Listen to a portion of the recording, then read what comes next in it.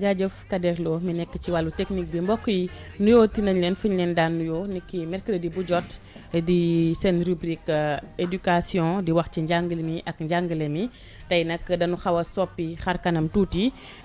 am nag ay gan muy école nationale des travailleurs sociaux spécialisés ñu gën leen xam ci ENTSS tey ñoom ñoo ñu seet si fii ci King FM fas yéene waxtaanee ci école bi nu muy doxee ak na mu juddoo ak depuis kañ lañ ko créé ci lan la ñuy yëngatu exactement ndax ñu bëri ñu ngi dégg ENTSS di ko jaawale sax yenn saay ak ENDSS et pourtant ñu ngi former xale yi ñu ngi former ndongo yi ci ay mbir yu am solo laata daal may sori ci waxtaan bi damay dalal gan ñi nga xam ne moom la ñu am ci plateau bi Abdoulaye Mamadou Mbow moom mooy directeur des études et des stages ca ENTSS ñu ngi lay nuyu monsieur Mbow di la dalal ci rajo King FM kon kàddu gaangoo. waaw jërëjëf Koumba donc ñu ngi lay nuyu di nuyu auditeurs yu 99.4 King FM ñoo xam ne ñu ngi déglu émission bi et di nuyu tamit seen directeur Pape Cheikh Diallo di nuyu ñëpp ñoo xam ne ñu ngi déglu tey di émission boo xam ne dañ ko consacré ci école nationale des travailleurs sociaux spécialisés. exactement di fàttali tamit ni mën nañu suivre ci yeneen plateforme yi nga xam ne yëpp ñu ngi ci émettre jamono ji su ma jógee ci moom nag damay dalal kii di ma Aminata Oumarou Djibrila moom nag na étudiante la nekk ci 3e année moom moo yor commission d'organisation bi nga xam ne moom mooy comité exécutif des étudiants de l'ENTSS ab Tchadienne la nag kon dañ koy may rek mu daal di nuyoo. Bienvenue ma, dites bonjour aux auditeurs internautes. Oui, bonjour. Nous disons bonjour. J'ai dit bonjour au nom de tous les étudiants et merci. kon nag ma dalal ki nga xam ne it moom moo ànd ak ñoom di El Hadji Thioune moom mooy coordonnateur bu cellule de communication bu ENTSS kon El Hadji maa ngi lay dalal. jërëjëf Koumba maa ngi lay nuyu di nuyu sa auditeurs yëpp. di leen jottali suñu nuyoo directeur docteur Amadou Ndoye ak waa ENTSS yëpp. ñu ngi koy fay kon xuus ci waxtaan bi la ñuy def directement notamment ki nga xam ne moom mooy Abdoulaye Mamadou Mbow directeur des études tey jii bu ñu la newoon nga defal ñu présentation ENTSS ni ma ko doon waxee sànq ci tàmbali gi am na ñoo xam ne sax dañuy dem di confondre ENTSS ak ENDSS ndax ñàkk xam école bi et pourtant ñun ñaa ngi ci yëngu di ci def ay yëf yu am solo suñu la waxoon nga defal ñu présentation bu sommaire ci école boobu lan lay doon. waaw jërëjëf Koumba comme ni ko Thioune waxee donc di la jox nuyu suñu directeur Amadou Ndoye mais également ensemble des professeurs yoo xam ne ñu ngi fa. di fa jàngale que ce soit professeur permanent ou professeur vacataire. ak ñoo xam ne aussi mooy comité exécutif des étudiants de l'ENTSS nga xam ne monsieur Sylla moo ko jiite. donc ñoom ñëpp ñu ngi leen di nuyu te tamit di leen jaajëfal maa ngi ko doon wax sànq balaa ñuy commencer. di la wax ne xëy na man pulaar laa gën a dégg ak français mais donc ces auditeurs dinañ ma comprendre tuuti su ma waxee ti di dugg ci français. exactement donc suñ ci ñëwaatee xam nga ENDSS ak ENTSS bon ñun à notre niveau amuñu problème ñun ñëpp ñoo bokk ndey ak baay. ñun ñëpp aussi dañuy former un peu la jeunesse sénégalaise mais xëy na tamit mission yi dafa xaw a wuute tuuti soo jëlee école nationale des travailleurs sociaux spécialisés école boo xam ñu ngi ko créé en 1994. donc ñu ngi ko créé mu ngi nekk juste pour ñu ko xamul ñoo xam ñu ñuy déglu. mu ngi nekk wetu université soo passé église Lebré nga xam ne su fekkee da ngaa jóge université de Dakar couloir de la mort moo lay féetee sa droite moom mu ngi nekk côté gauche bi donc tali bi daal moo leen xaajale donc rue de Saint-Louis école fa la nekk soo xoolee te soo fa rombee peinture yi bleu blanc la ñu bind ci école nationale des travailleurs sociaux spécialisés donc totem bi tamit mu ngi foofu de expliquer filières yi école bi nag bi ñu ko créé daanaka dañoo remarqué woon ko soo jëlee continent africain ñu bëri dañ doon dem Canada di dem ay France ay Belgique amuñoon ay travailleurs sociaux spécialisés ñi fa nekkoon plus particulièrement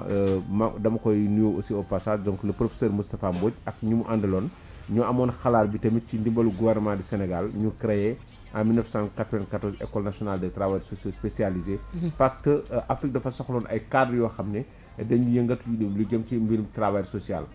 dinaa profiter aussi te expliquer la tuuti pour nit ñi xam du ma dugg tuuti ci définition académique xam nga travail social dañ koy soxla ci fànn yu bëri xam naa dinañ ci ñëwaat. dafa nekk benn métier boo xam ne benn profession la nga xam ne dañuy jàppale ay nit di leen accompagner dina dimbali tamit ba nga xam ne dañuy dem ci loo xam ne autonomisation dañu am seen indépendance ci fànn yëpp donc accompagnement bi nag day dem ci fànn yu bëri xam naa dinañ ci ñëwaat donc école bi donc comme ni nga ko waxee ñu ngi ko créé en 1994. filières yi lan la ndax bu ñu déggee travailleurs sociaux lan la nit yi di xalaat mais filières yi nga xam ne moom la ñuy jox foofu ndongo yan filière la. voilà jërëjëf Koumba xam nga filières yi dañoo xaw a bëri donc su ma jëlee benn filière bu njëkk dama koy citer nii benn bi dafa am soo jëlee école bi dafa am premier cycle ak second cycle loolu xam naa dinañ ci ñëwaat nan la ñuy accéder ci cycle yi. exactement maintenant filières yi benn bi su ma jëlee premier cycle dafa am benn filière bu ñu tuddee FRA donc ñooñu lan mooy seen spécialisation mooy way laago donc dañuy jàng lépp loo xam dafa jëm ci ay handicapé te loolu dañ koy def pendant 3 ans donc c'est des professionnels yoo xam ne suñu génnee war nañ leen mën a utiliser ci lépp loo xam ne lu jëm ci way laago la donc ñoom ñooy digal ñooñu seen prise en charge seen autonomisation seen accompagnement sur le plan psychologique ak nan la ñuy former seen i projet nañ la ñuy dimbale aussi ñu xam projet yoo xam ne état bi mu ngi koy jëf di ko liggéey di jëm ci ay way laago donc ñoom loolu la ñuy liggéey donc loolu mooy seen spécialisation dañuy jàng recherche bi méthode d'intervention boo xam dafa jëm ci way laago ñoom dañ koy jàng am na beneen filière boo xam ne ñu ngi ko tuddee travail social communautaire alors soo déggee travail social communautaire mooy ñoo xam ne comme lu ko tur bi tuddee donc dañuy liggéey lépp lu jëm ci communauté yi c'est-à-dire dañ leen di jàppale ba ñu taxawal seen i ay structure donc organisé su ma jox la benn misaal rek tey mun nañu am zone boo xam day am ay groupement de femmes donc ñoom dinañ xam groupement nan lañ koy organiser nan lañ koy structurer nan lañu mettre en place seen mission dañuy dimbali aussi ci ay projets yoo xam ne de développement communautaire donc projet yi nañ lañ leen di concevoir donc ci base bi ba ci kaw nan la ñu waxtaan ak population bi ba jël seeni soxla ba tënk ko ci ay projet ba jàppal leen ba ñu def ko exécuter ko ak aussi mu am suivi ak évaluation donc mooy travail social communautaire donc ñooñu mun nañ leen retrouver un peu partout xam naa dinañ ci ñëwaat am na beneen filière aussi boo xam ne moom ñu ngi ko tuddee PDE donc PDE soo ko déggee mooy protection des droits de l'enfant donc ñoom dañuy def 3 ans boo xam ne dañuy suñu defee seen formation seen spécialisation dafa jëm ci way xale ñoom lan lañ leen di jàngal mooy lépp loo xam ne dafa jëm ci droit de l'enfant ak seen i devoir lan mooy seen i wareef lan mooy seen i droit en tout cas xam nu ko waxee ci olof seen ak ak seen yelleef voilà seen ak ak seen yelleef donc ñoom dañ koy jàng mais surtout lan la ñu gën a jàng ñoom mooy stratégie nationale de protection de l'enfance bi nan la ñuy protéger xale yi nan la ñuy mettre en place structures yi que ce soit comité départemental de protection de l'enfance comité local de protection de l'enfance ou bien comité d'alerte et de veille de l'enfance donc nan lañ leen di jàppale ci seen éducation ci seen wér-gu-yaram ci seen formation ak lépp ak nan lañ leen di dimbale aussi au niveau de seen famille au niveau de l'éducation donc moom mooy filière protection des droits de l'enfant am nañ beneen filière tamit boo xam ne bu am solo loolu c'est mooy filière assistance sociale xam nga soo xoolee filière boobu xëy na mu ngi woon ci suñuy sœur beneen école bi école nationale de travail école nationale de développement sanitaire et social mais nguur gi bu mu xalaatee mu ne léegi dafay jël ñëpp ñoo xam ne ñu ngi ci social bi ñu mën a ñëw ENTSS donc assistants sociaux yi ñoom ñu ngi def lépp loo xam ne dafa jëm ci accompagnement médical accompagnement social yaa ngi rappelé wu xam naa loolu xam ngeen ko gis nga ci hôpitaux yi ñoom ñooy jàppale malade yi di leen dimbali ci prise en charge bi di leen wàññil prise en charge bi di leen conseiller di leen déglu di leen orienter mën nañu retrouver également dans d'autres milieux loolu xam naa dinañ ci ñëwaat maintenant am nañ beneen filière aussi bu bees boo xam ne yàggul loolu te ñu installé ko foofu au niveau de l'école c'est la filière médiation familiale et sociale xam nga tey soo xoolee ñu bari bon dañuy intervenir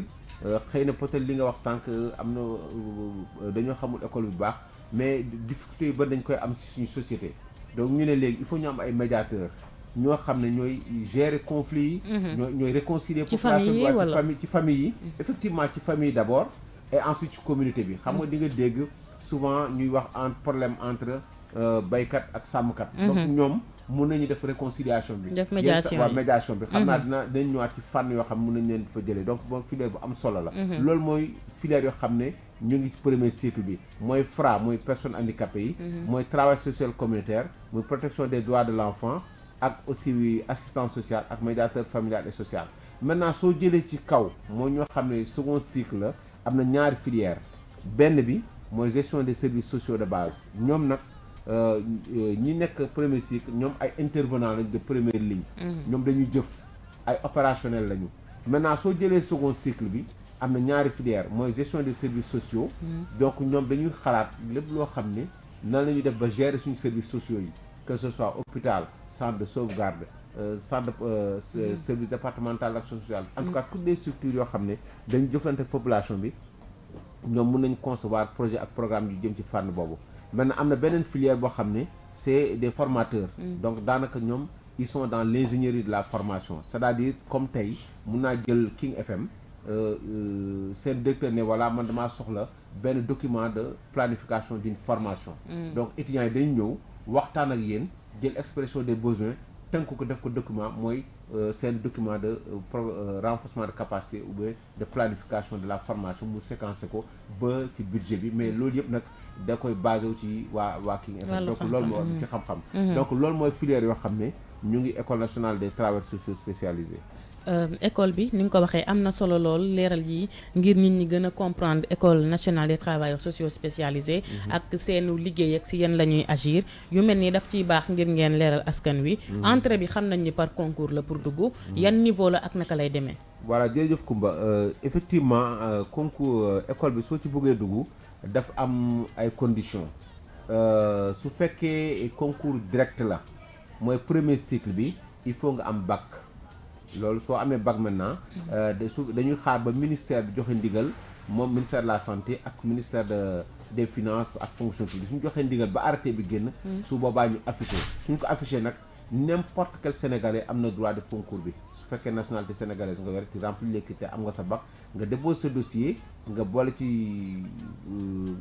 casier judiciaire ay demande loolu dañ koy document yi muy àndal document administratif rek ay demande administrative nga fay benn montant boo xam ne bëriwul suñ ko defee pare maintenant nga candidaté. maintenant loolu concours direct bi la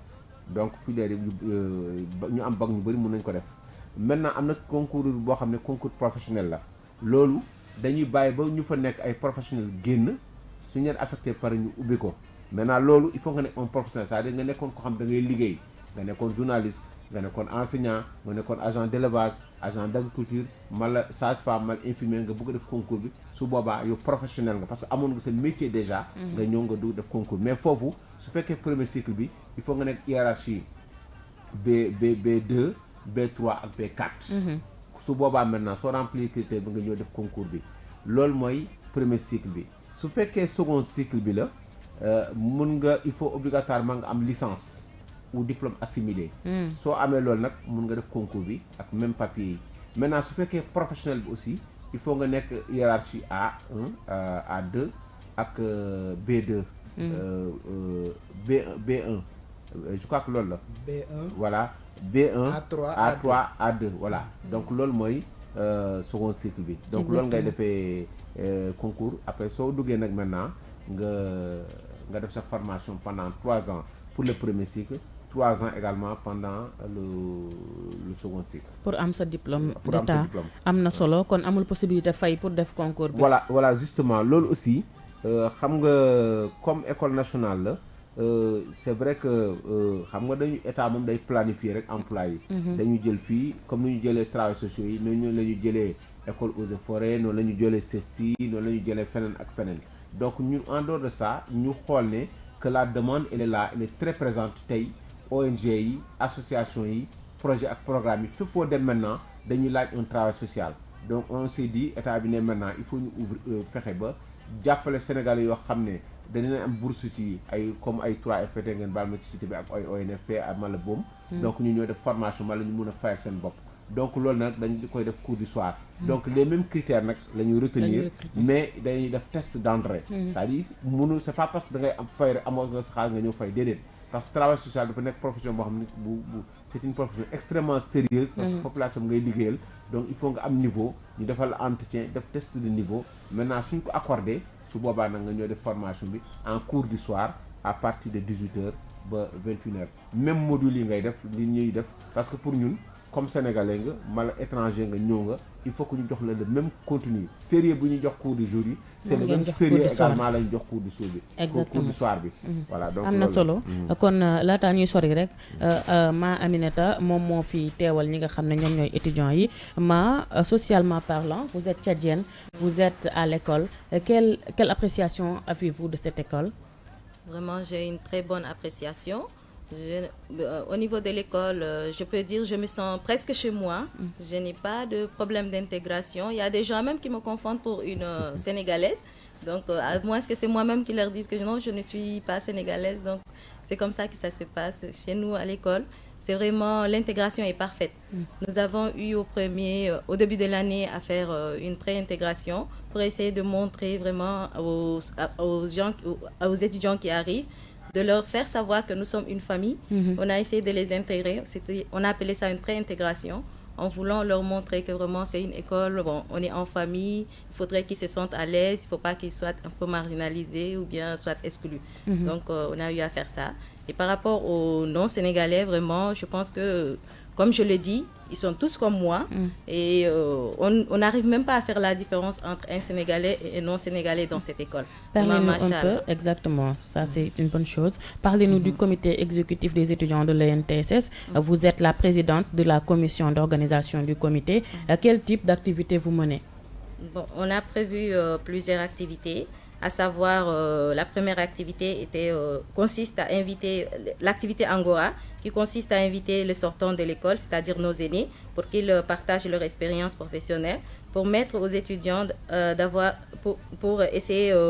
d'avoir une idée du milieu professionnel et de savoir comment ça se passe dans le marché du travail. C'est une sorte de pont de ralliement entre les étudiants en formation et les travailleurs sociaux sortants de l'école. Il y a une deuxième activité, à savoir la journée scientifique composant plusieurs autres activités, notamment des panels sur des sujets faisant d'actualité, la journée d'intégration pour faciliter l'épanouissement des nouvelles promos avec un système de parrainage que nous avons initié entre première année et deuxième année, des activités culturelles et sportives, à savoir des soirées, des galas, des tournois de football, des défilés, des défilés des différentes ethnies et des nationalités. Il y a aussi une troisième activité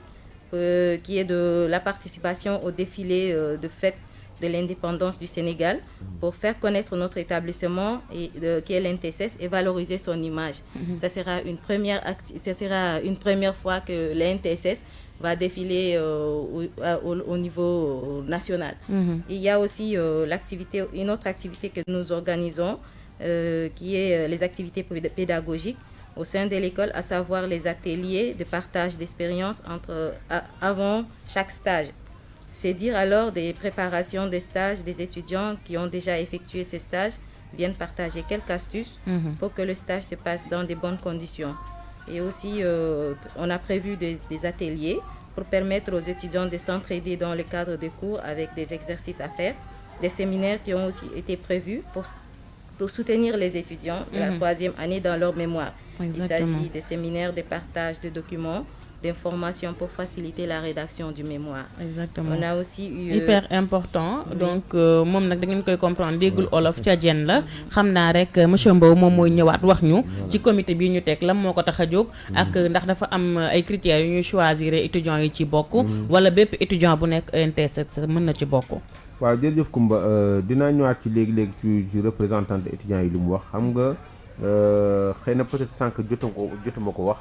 xam nga école suñ ko waxee aussi dafa am benn système d'organisation donc ñun dañoo am direction am ay yeneen organes yoo xam ne am na direction des études et des stages am na ay département premier cycle chef de département dafa am département second cycle am direction de la formation permanente am service planification service de communication archivage am nañ aussi service de gestion donc loolu am nañ aussi maintenant conseil pédagogique boo xam ne bu importante boo xam ne day joxe xalaatam par rapport ak lu ñu fay jàngale surtout qualité enseignement bi am nañu aussi conseil de perfectionnement nga xam day mel ni benn conseil d'administration boo xam lépp lu ñu tënk il faut ñu am ndigal ministre bi pour mun a changer ay filières mala dugal ay filières mala joxe point de vue am par rapport à la gestion de l'école. Donc loolu mooy organes yoo xam ne ñun am nañ ko au niveau de l'école su ma amul ma fàtte maintenant ñoom xam nga comité exécutif des étudiants yi vraiment dafa bokk loo xam ne day dundal école.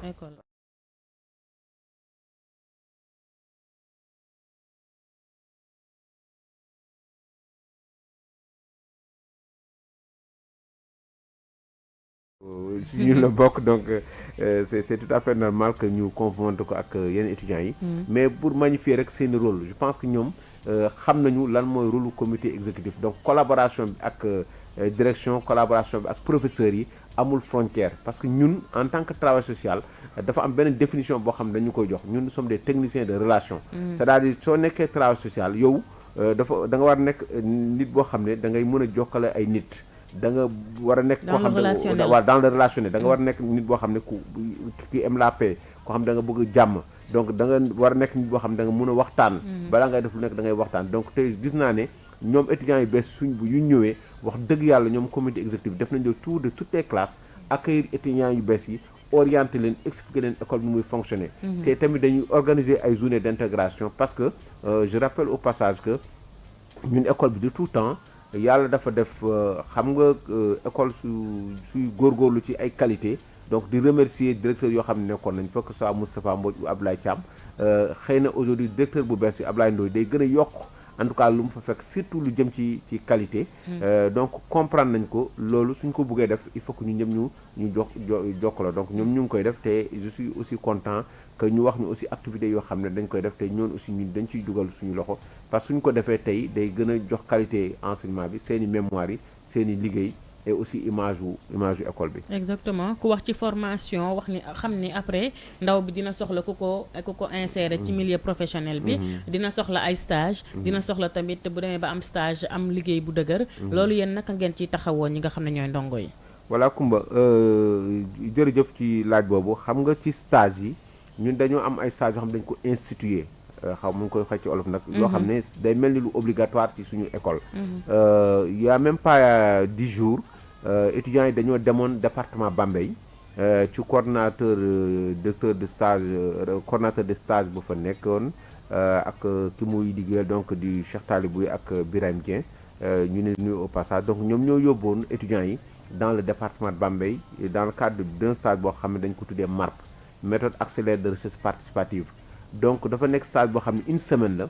boo xam ne dañuy jóge ci école bi avec l'appui du gouvernement l'appui de l'État l'appui de l'école ñu dem nekk ci département dund fa donc dañuy bëgg étudiants yi di nga ci daje koo xam ne peut-être musul génn Dakar dina dem vivre réalité yoo xam ne mu ngi ci village yi dañ leen di tas ci village yi ñu xool histoire village bi ñu xool lépp loo xam dafa jëm ci environnement village bi ñu xool relation village bi mu am ak ñeneen def pratique vraiment utiliser ay outils yoo xam ne lépp loo xam dina permettre que demain même village bi dina xam benn document boo xam ne mun nañ ci sukkandiku pour développer ko donc outil yu bëri la donc stage boobu am na benn stage aussi boo xam ne mun na durer presque 1 mois ñu tuddee ko stage rural donc dañuy ne obligatoirement il faut que étudiant bi dem def pratique dans le monde rural pendant 1 mois à peu près ni ñu koy defee ci monde rural bi ci kaw gi même si aujourd'hui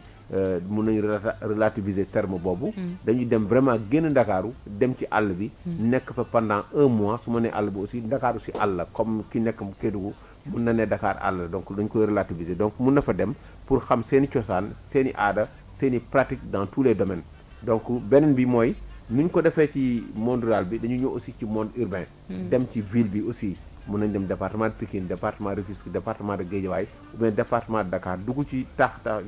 vraiment ci monde bi pour gën a comprendre seen i dundin ak lan la ñuy soxla loolu yëpp mais en même temps aussi c'est-à-dire théorie bu ñu jàng ak outil d'intervention yoo xam ne def nañ ko école moom la ñuy jëm a appliquer pour xool ce que ça donne sur le terrain donc loolu la leen di jàngal maintenant am na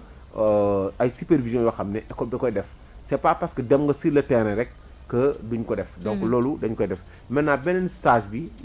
non moins important également mooy stage de mise en situation professionnelle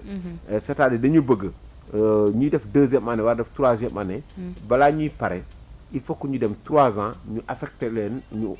def stage dans un milieu professionnel mun na nekk milieu professionnel état ou bien non étatique c'est-à-dire mun nañ leen affecté direction générale action sociale ci seen service action sociale départemental régional ou yu mel noonu mun nañ leen affecté également dans les hôpitaux ou bien dans les centres de santé mun nañ leen affecté également ay projets comme ay PUMA ay PIDC fépp foo xam ne ñun dañ fay soxla dans les lycées dans les collèges fépp foo xam ne travail social mun na fa nekk donc loolu mooy stage yi maintenant yàlla def na nag ren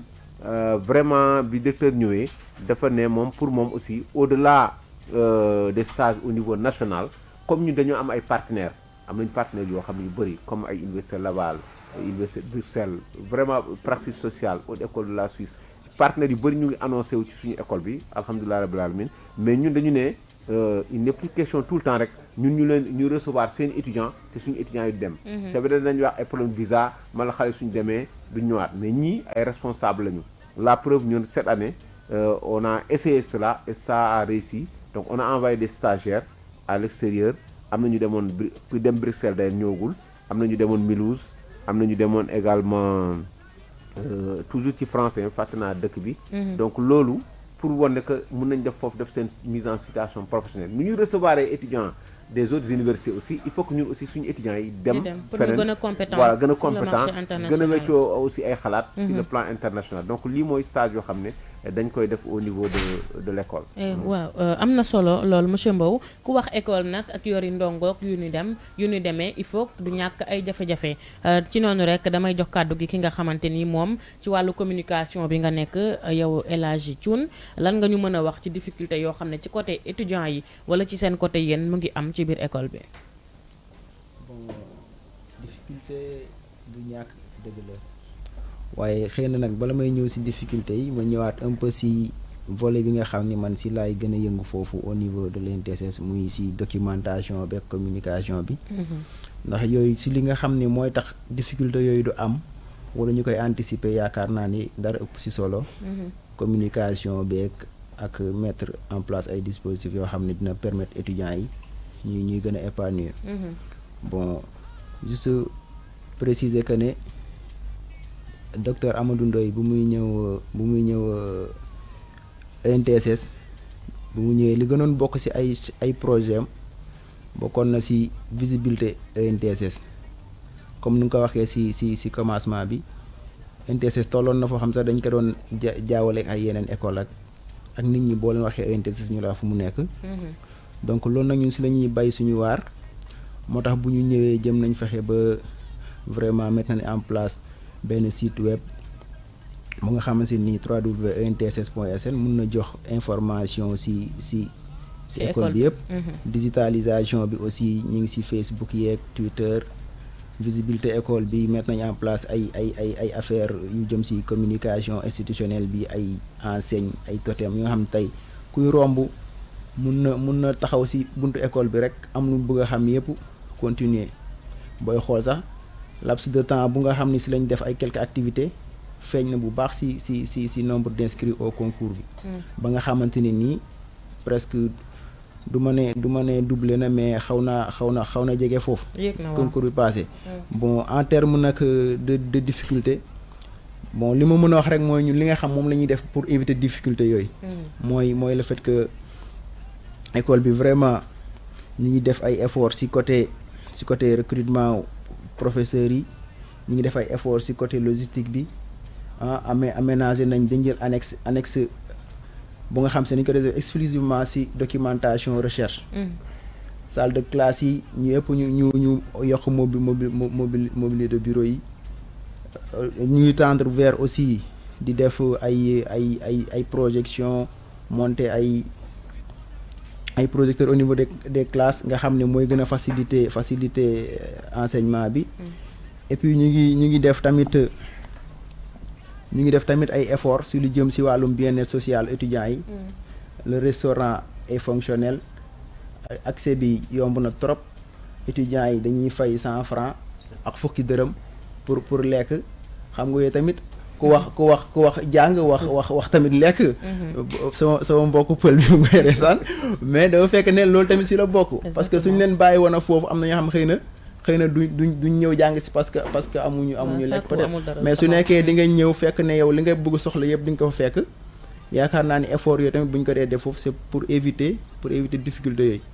xëy na li nga xam ne moom lañ si gën a solliciter rek mooy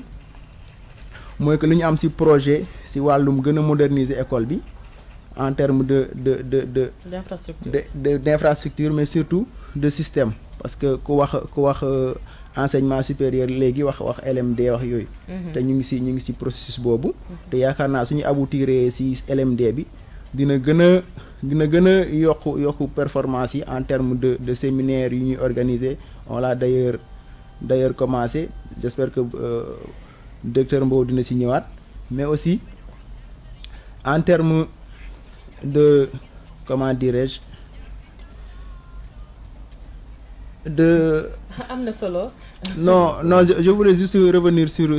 un aspect important que j'ai un peu oublié. dinañ ci ñëwaat en attendant juste rek balaa ñu tëj parce que waxtu bi li ñu cërale woon ci waxtu yaakaar naa egg nañ ca rek monsieur Mbow nga wax ñu tuuti rek ci capacité d'accueil bi nga xam ne moom la école bi am chaque année en moyenne ñaata étudiants ngeen di accueillir. mooy xam nga concours yi souvent dañ koy fixer par arrêté et selon les filières mais tu vois depuis le début jusqu'à présent il y a plus de 1700 cadres yoo xam ne formé nañ leen et qui se retrouvent dans tous les pays de l'Afrique mais actuellement ni mun nañ dem ba ay 250 étudiants au niveau par an. Maintenant suñu duggee xam nga il faut ñu continuer ba terminer 3 ans yi. Maintenant bii des cohortes day génn beneen dugg donc ça dépend de l'arrêté qui est fixé par le ministère donc loolu la quoi. Exactement di fàttali ne yéen a ngi jokk ci ministère de la santé c'est ça et de l'action sociale ci noonu yaakaar naa ne dañuy wàcc ñëw yëkkati jotaay bi ndax waxtu bi ni ma ko waxee daal dinañuy dab xanaa rek ñu njëkkee jigéen ñi Aminata le mot de la fin. Je remercie beaucoup l'école, plus particulièrement au directeur de l'école, monsieur Dr Ndoye, qui nous a vraiment aidés dans tout le processus. Et aussi au niveau de la gratuité du restaurant pour cette année, au niveau de la première année. Et il y a aussi au niveau de la gratuité des médicaments par rapport aux étudiants qui sont dans le besoin. Vraiment, on les remercie beaucoup. Et le comité aussi remercie le directeur. Exactement. Merci à vous. ñu ñëwaat kon ci sëñ Thioune rek laata ñuy jox Mbow mu daal di tëj kon El Hadj Thioune lan ngay tëjee. Bon xanaa di la remercier encore une fois ci invitation bi ndax comme ni ma la koy sànq rek ñun dañoo nekk ci processus boo xam ci nii dañoo bëgg gën a woon Sénégal njëriñ bu nekk ci ENTSS. te loolu nag mënuñu ko def sans yéen médias yi donc commencé nañ depuis quelque temps benn série de visites bu ñuy def ci rajo yeeg télé yi. tey bu yàlla dogalee yéen tam ngeen may ñu temps d'antenne bu ñu mën exprimer woo wax Sénégal njëriñ bu nekk ENTSS pour ñu mën a ñëw bénéficier aussi. dañ leen ci remercier bu baax. di la wax daal ba beneen yoon incha allah rabbi kon monsieur Abdoulaye Mamadou Mbow moom mooy directeur des études et des stages ci ENTSS xanaa moom rek la ñuy jox mu daal di tëj nag ñu yëkkati jotaay bi. voilà jërëjëf Koumba donc di la remercier bu baax a baax di remercier tamit King FM boo xam daf ñu permettre ñu waxtaan vraiment ci suñu école. xëy na yoon yëmu ci benn dinañ ñëwaat peut-être pour gën a expliquer. basculement ENTSS vers le système LMD dossier pare na. di wax rek vraiment que école bi en tout cas qualité baa ngi fii xale yi ñu ngi jàng maintenant man lu ma bëggoon mettre l'accent rek lépp ñun yoo xam ne au niveau de l'école mun nañ ko def vraiment te mu nekk ci yoon mu tegu ci yoon ñun danañ ko def en tout cas les portes de l'administration quand je dis des portes de l'administration c'est du directeur au chef de département à l'ensemble des professeurs tout le monde est là et on voudrait mettre l'accent sur l'écoute donc ñun waxtaan daal moo ñu tax a jóg et mettre l'accent également sur la qualité des enseignements beneen bi mooy dama doon lancer un appel rek mooy xam nga état day recruter donc travailleurs sociaux yi ñu ngi leen di recruter mais dama bëgg a wax aussi organisation non gouvernementale yi projet ak programme yoo xam ñu ngi fii bu ñu ragal on a de bons produits c'est pas pour nous jeter des fleurs c'est de très bons produits parce que le retour daf ñu ñëwaat ñu mun leen recruter dans beaucoup de ministères dans beaucoup de projets et programmes yoo xam ne war nañu même au niveau des médias aussi je pense que ce serait bien que King FM parce que damay gis à la télévision seen directeur di def loo xam ne lu jëm ci social la je me dis que vraiment c'est un appel du pied ñun dañoo bëggoon même mu am benn étudiant boo xam ci ñun la jógee mu accompagner ko dans toutes les activités sociales boo xam ne yéen a ngi koy def au niveau de votre radio et vraiment ce serait une très bonne chose di leen remercier et di terminer rek en disant que ñun dañuy def ay stages mais également école bi dañ koy animer et maintenant on en profite pour dire que on a même commencé à faire des cérémonies de dédicace et Inch'Allah on va parler d'un livre ce samedi-là, un livre qui porte sur Mballo Dia Thiam l'indomptable combattant du SUTSAS bu soobee yàlla samedi bi lañ koy def Inch'Allah au niveau de l'école à partir de 15h de la ci invité et di ñaan aussi yàlla ñu gën a am partenariat yoo ak suñu service de communication nga xam leneen su ñëwee comme gis nga léegi dañu invité gratuitement donc dañu ñaan yàlla aussi leneen su ñëwee nga xam ne mu jóge ci ñun aussi ñu contribuer ci rajo bi donc di remercier GFM yëpp di leen ñaanal yàlla aussi seen rajo bi yàlla gën ko yokk gën leen may moyen aussi di nga réussir dans vos missions merci beaucoup incha allahu rabbi dinañu ñëw teewee livre boobu nga wax ci Mballo Dia Thiam ni ngeen ko tuddee yaakaar naa juumu leen on va y revenir incha allahu rabbi en tout cas jaajëfal naa leen bu baax ci seen teewaay ñëw ngeen toog gën a leeralal nit ñi ENTSS ak li muy liggéey ak fa mu nekk ak ci domaine de ay compétences yi nga xam ne moom lay doxal am na solo lool jaajëfal naa leen yéen ñëpp di leen yóbbante tamit nuyoo ci directeur ba di leen wax ni fay nañu ko bu baax kon Kader yaakaar naa fii la ñuy tëjee tey suñu rubrique éducation amoon mbégte tey dalal école nationale des travailleurs sociaux spécialisés kon dañuy jàll rek ci pàcc bu mujj bi nga xam ne moom mooy jeexal kon 9-11 di